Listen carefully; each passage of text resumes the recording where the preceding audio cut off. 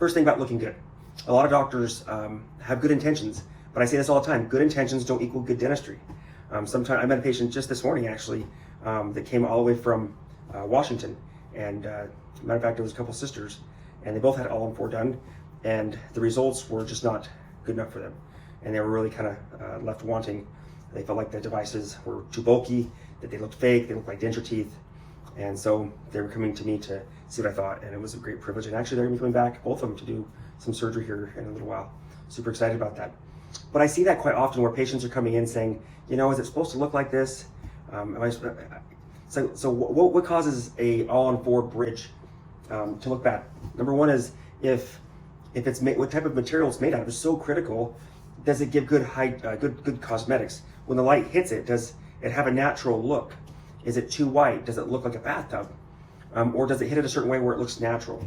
Everybody wants a Hollywood smile, but sometimes a doctor, again, good intentions, lets a patient pick teeth that are way too white and just don't look natural. And in the moment they like them and they go and they're around their friends and family, and what happens is they end up being reminded over and over again how much their device doesn't look natural. So the appearance is so critical. And that's why I recommend to all my patients to interview multiple doctors, ask them for like their resume in a sense, you know, go to their website, look for before and afters, look for patients that look like you, that have the same type of problems that you have. You know, if you're a patient that has a really bad grinding habit, you want to talk to your doctor about that. You know, talk to them in great depth of like, what have you done with your patients to manage people like me? And I think one of the big problems with when we're talking about overall look and appearance of an all-on-4 bridge is this whole concept of you know, teeth in 24 hours. I see them popping up all over the place, and I'm not here to judge because, again, like I said, intentions might be nothing but the best, but the outcome so often can be less than desired. I have a couple places here locally that really advertise really hard about get your permanent teeth within 24 hours of your surgery. And here's the problem with that. A lot of my patients, they haven't had a nice smile for a long, long time. And so anything you put in there is going to make them super happy. And so 24 hours later, you're going to put the teeth in, and they may have a really positive reviews.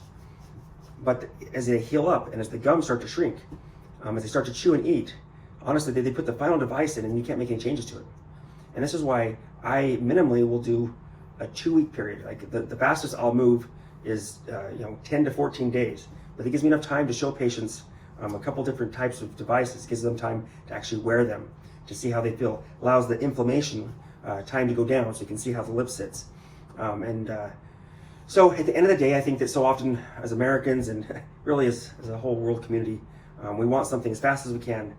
And I think that I'm a big proponent of, I don't want to waste time, but I want to take time to get clear on what you want. You know, if you don't know what you want, that's the hardest thing to hit, you know, because I might be heading north and you might be wanting to go northwest. And I've had patients where I've finished, or this is early on in my career, but finished a device and I was just ecstatic. I thought it was the best thing in the world, and they were just like, oh, they're okay.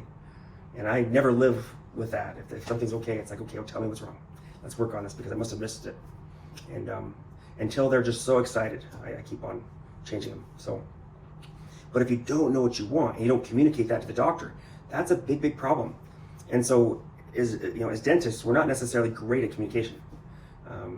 Most of us aren't great, and I think that I'm always trying to get better. And I talk a lot. That's kind of my thing. I love people and I love helping people, and so I do communicate. Sometimes I over communicate. But a lot of doctors aren't that way, and so they may say one thing and you may interpret it a different way. And especially with complex treatment like this, where, you know, there's a lot of dentists out there that don't even understand the parts and pieces and the concepts of all-on-4, let alone a consumer that has no dentistry, no background in dentistry. And so, but I think appearance is probably one of the biggest problems I see when I have patients coming in from other offices. They want me to redo their denture or redo their device because they're just not happy with the way it looks. And sometimes we can just make another device, and sometimes we have to redo the whole surgery. Like these gals that are, these awesome gals that are so funny. They just make me smile. I think about them. They're just a riot. They have fun. And but you know, it's unfortunately the implants that were placed were not in the right position, and the implants were too small.